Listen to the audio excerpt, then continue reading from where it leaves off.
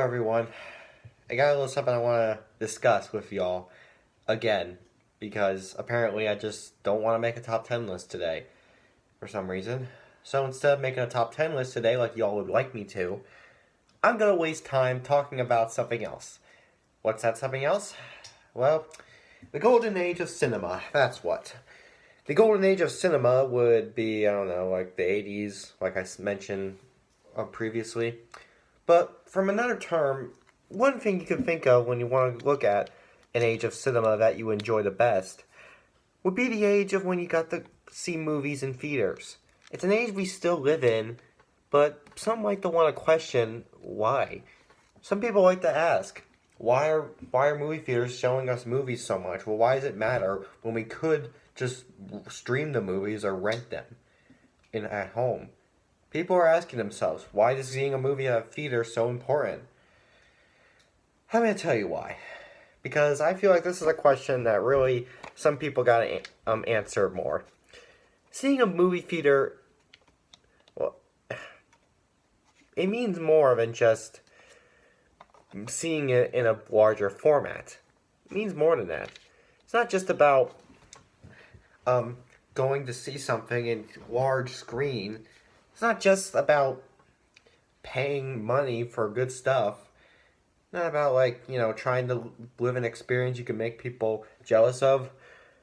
It's something that movies really need to actually be for. It's like the thing that movies need for their survival. And with that said, I think it's best to say that a movie theater has a real purpose to the movie industry. So let's go ahead and talk about why I think the movie theater industry should still live on as much as movies can release. So to symbolize this idea, let's go ahead and adjust the past of film. When was the first movie ever released? If you don't remember, a while ago I like to make a list about the evolution of how movies kept evolving. But now I'm going to go ahead and discuss that again, only for a different subject. Movies were filmed back all the way in the 1800s. And back in the 1800s, we didn't really get big budget movies.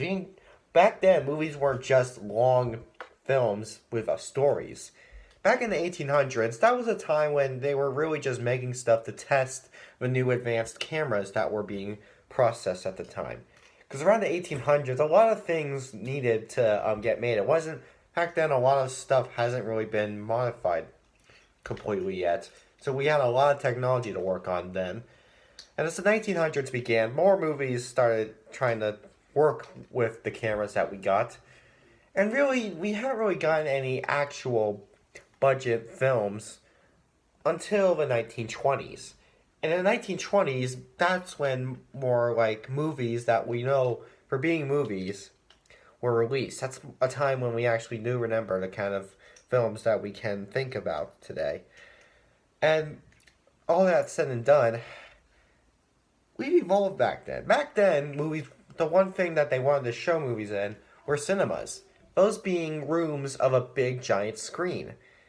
And to this day, I feel like that was what it was meant for. Because the best way people can test their films to an audience is by showing them their movies on a giant screen. If you want to witness a movie for the first time, the best place to do it is on a big screen. And the big adjustments that were made to try and show off what we can watch in a film. Because an auditorium is what we can consider it for. Because in an auditorium like that, you know that the movie you're about to watch is something that you got to think about with what could you get from it as the years goes by. It's a type of room that is meant for movies to be shown. It's meant for films to, release and stuff. The idea is that it's made for movies specifically.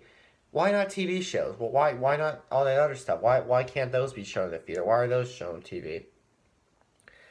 That being said, TV shows came out after the movie industry was beginning.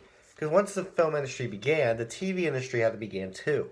And as that had to begin, they really didn't use TV shows for testing.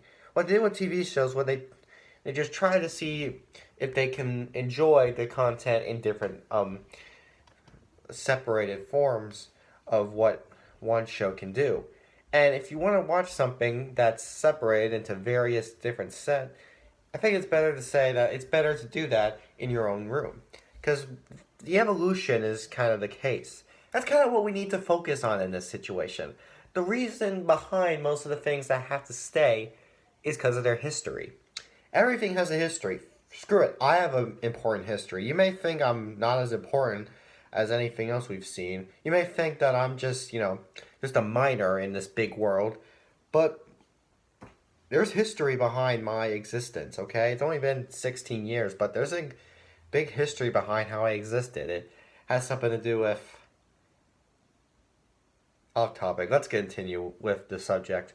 There's history behind everything, and that's a reason that we need to focus on more things. Because many things that we think are pointless and don't need to be changed, we ask ourselves, why are they like that? Well, one answer would be history. Like, let's say, for example, why do we use these... Why is this the kind of money we use? History. I'm just looking at random crap in the house and finding out the history behind my example. And the reason we gotta think about it is because movie theaters were when movies were shown. The first time films began production, the first thing that people wanted to show them with was a theater. And if that's the case, then if we're still gonna think about making movies, then we gotta do that in a theater.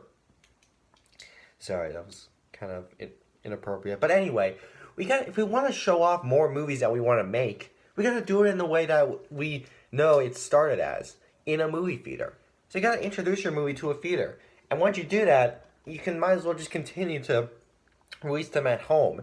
Because once the movie has finally made its debut, it's better to just look back at it to think about how it worked when it debuted. And I know what you're thinking. What if some people are watching a movie for the second time? Well, that could just be an experience to relive. Or what about if you want to show an older movie on the big screen? An experience to relive. They do that so you can relive an experience you remember having, or you want to try and like to have. That's kind of what it is. And for all of the movies that we would see this year or last year releasing straight to Netflix or whatever, does not really work. It doesn't fit the spirit. I mean, I guess it is going to have to do with we're stuck in some sort of stupid rule set, but when we're done with that rule set, we gotta stop doing that. We gotta release these movies that we want to be big movies in theaters. If we want the movie to actually be credited as an actual film, it's gotta release on the big screen. Because a big screen is for what your movie is meant for. You have to have your movie on the big screen to debut, because that's just what the evolution gave us. There's evolution behind everything, okay? We humans are just from one big structure. And if this is what it was from, then it's how it has to go. Doesn't matter how more advanced some stuff can become. Doesn't matter what more you can think about. You gotta think about how things started. You gotta think about how things could happen when you fix things up. You gotta try and adjust with the idea. If your movie doesn't release in a theater, I don't really know if you credit it as a feature film. The only time... Now, I guess there's time. The only time that it would make sense to see a feature film at home is if the screen you're watching with at home is about the size of a movie theater screen. If your screen you have at home is about the size of, I don't know, a screen you see at a theater, that's when you know that's kind of your good new adjustment. We haven't gotten to that point where we've seen us bring giant, big-ass movie screens that we see at a theater at home. And since we haven't seen that yet, we're just going to have to accept that the movie theater industry should continue. Because we go to a movie theater to see a movie for the first time, or to see a movie for the second, or see a movie that's debuting at the time. We go there to see what new stuff comes out. We go there because there's something new being released, and we want to try and cherish it the way that it should be introduced. Every movie gotta get introduced in a way. If you think your movie is too not good enough for a big screen, you just release it direct to video or direct to streaming. That's kind of what they should do. But if you do want your movie to credit in as something that should be part of the industry, better to release it in the theater instead of just put it straight on video or streaming. And again, you can still do that if your theater isn't working, like if you have this kind of dumb restriction. But if you don't have a restriction, again, you gotta put the theater. There's always a purpose with things. TV shows, like I said, they were introduced on a smaller budget. And when those TV shows debuted, they were first introduced to the public by telling them that there's something that you can scroll through on your own TV. So that's why they're made for the TV. Video games. They were made for people to pack the time on their own little screen. So that's what they do.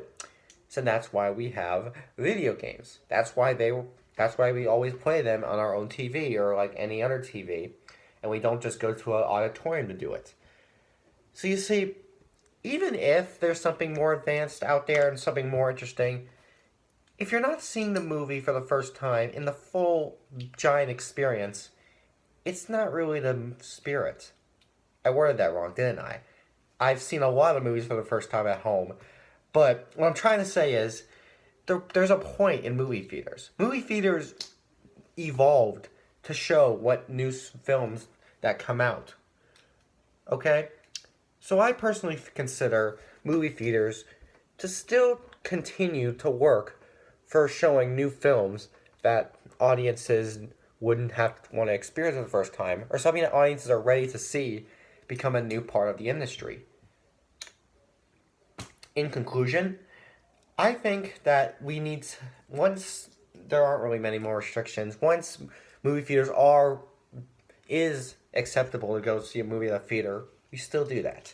And I think the whole idea of releasing movies on streaming directly just all the time because you think it's easier isn't the right kind of idea. Unless we're able to own a screen as big as that one, it's just not the type idea, okay? Because that's what they were meant for. The movies were made to work on a big screen like that.